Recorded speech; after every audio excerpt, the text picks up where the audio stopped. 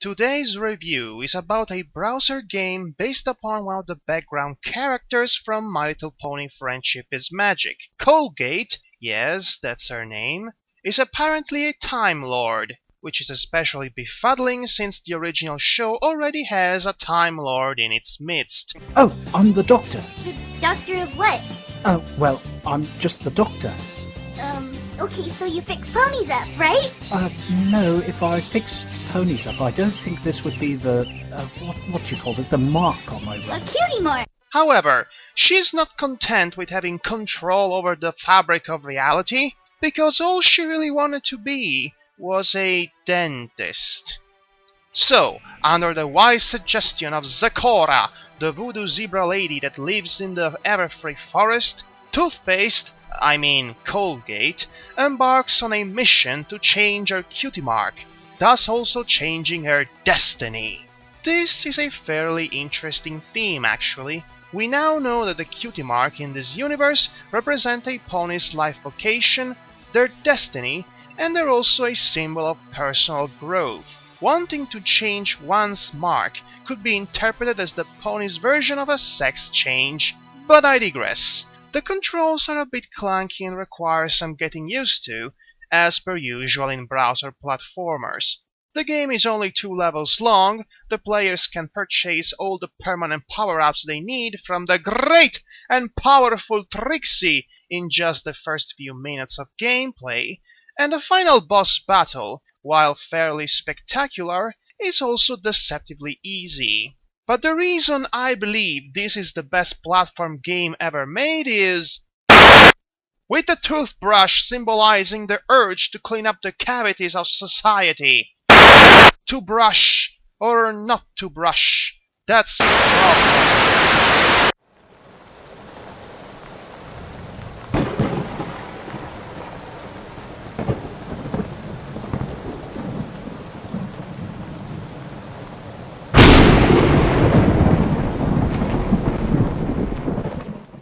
I can't stand to watch children bleed. You unlock this door with the key of imagination. Beyond it is another dimension.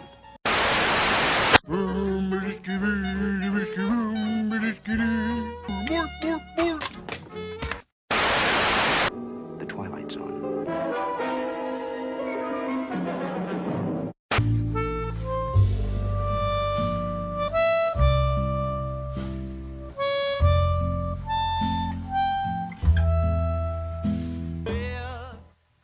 Greetings, one and all. Welcome to the darkest, most horrifying, cheap and gimmicky night of the solar cycle.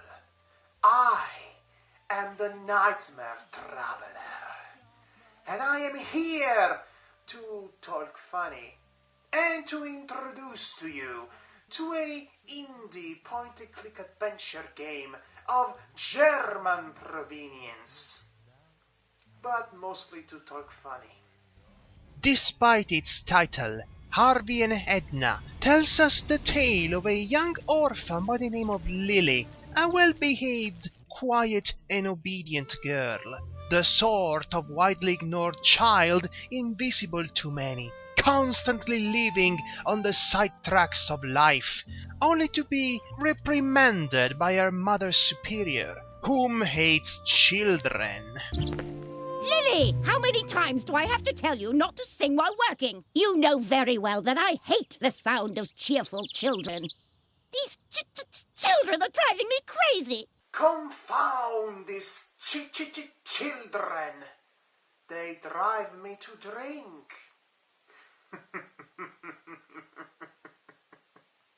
Our story begins in an undisclosed convent, probably residing on the verge of the Twilight Zone.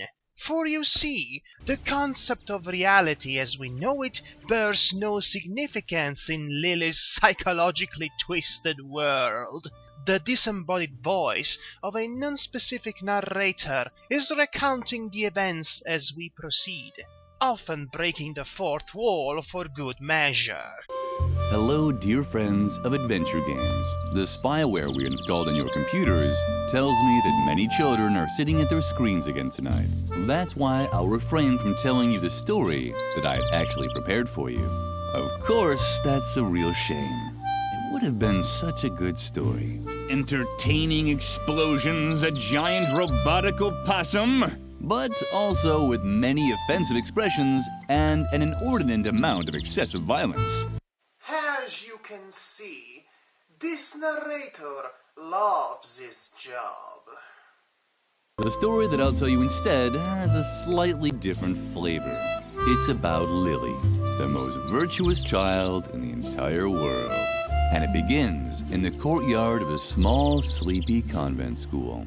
Not too far from the place where the giant robotic opossum is sucking the brains of innocent bystanders out through their eye sockets.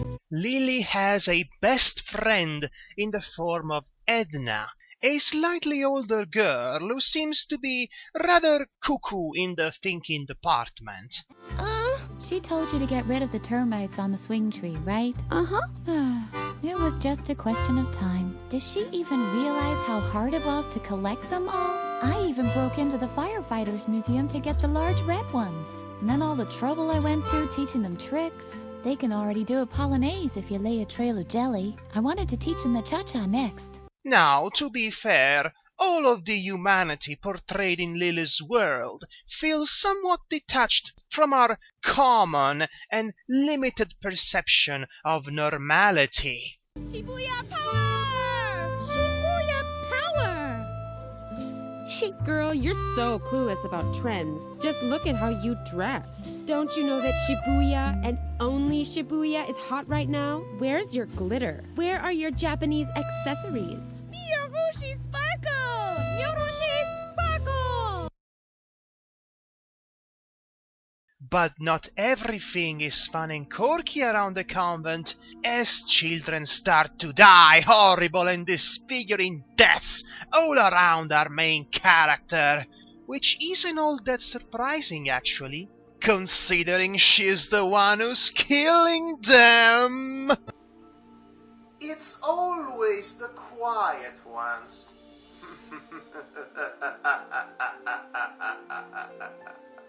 Our first clue is pretty much bumped into our face as little innocent Lily, during the ever so harmless act of solving a simple puzzle, as per usual in adventure games, ends up accidentally having one of her schoolmates eaten alive by flesh-craving termites. She giggled in joy as a cute little gnome only she could see was covering the gory remains of the corpse with bright pink paint as the narrating voice gleefully indulged in her delusions. The gnomes and pink paint clearly serve as a mechanism of self-preservation, allowing Lily not to realize the horror of her actions, thus remaining trapped in her illusionary existence. Imagine Terry Gilliam's Tideland if it was actually good. Things only get more complicated when a dark, ominous figure in the name of Dr. Marcel enters the story, planning on brainwashing our main heroine and her best friend Edna to deprive them of their own free will. That will be the start of our heroine's journey into the depth of her subconscious hell, fending off the demons blocking her path towards arbitrary freedom and a rightful right to be an ill-mannered child like, the Bart Simpson, or the Fiend, or the Cutie Mark Crusaders, or, But wait, something is amiss. Reality, that is. What is Lily's world? Is it just a manifestation of her psychotic mind, unable to process and cope with her dreadful sins, occasionally clashing with her externally induced religious belief and painstakingly taught behavior? Is it just the effects of Dr. Marcel's revolutionary hypnotherapy? Why isn't anybody else noticing all the pink blood, for that matter? Is Edna and everyone else just a figment of her imagination? Has the line between what's real and what's fantasy blurred to the point of no return?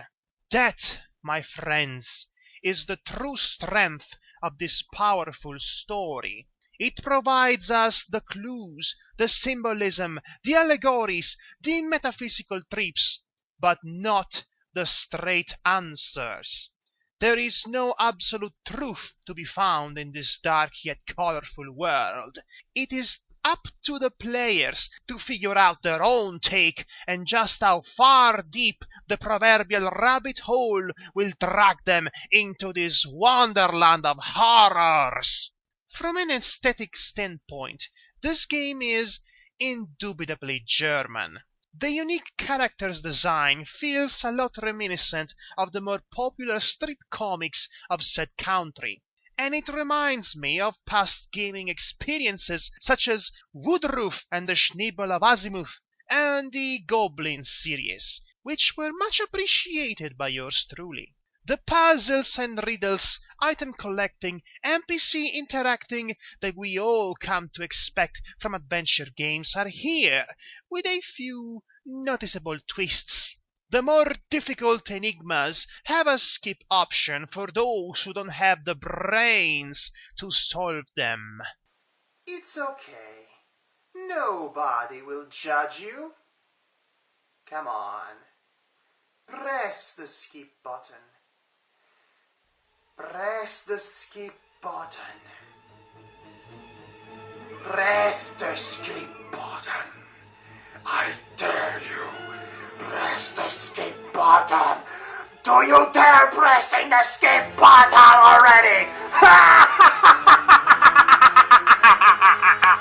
There is the occasional ludicrous sequence of illogical puzzles that made this genre infamous in the first place, like having to remove the carved part of an old tree with the aid of a chainsaw you exchanged for a kitchen knife from the convent's chef. I gotta admit, I did not expect a chainsaw. At the very least, they had actual gasoline for this chainsaw.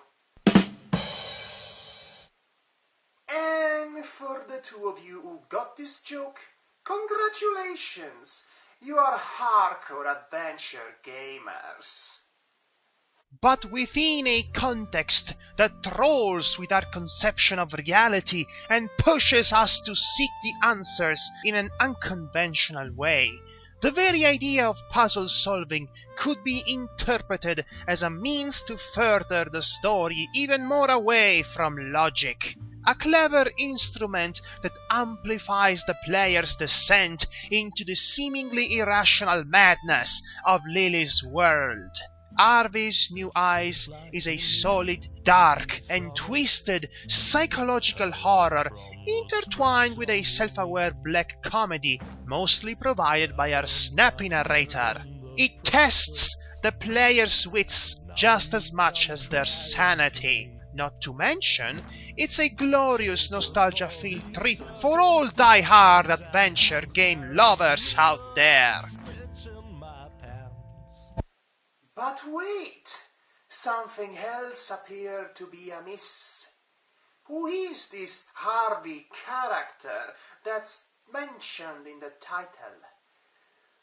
What's wrong with his eyes? Oh, but the answer for that, my friends, I'm afraid you have to seek it for yourselves. Because, guess what? I am not going to tell you.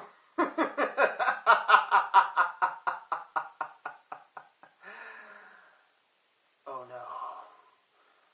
It's the voice again. No! No! No! Leave me be! I am my own person! I am the master of my own destiny! You have no right to intrude into my thoughts! Damn you! Stop!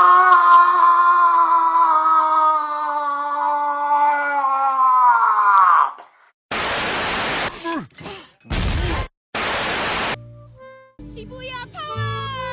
Shibuya power! In conclusion, this is a fun little game. Go check it out.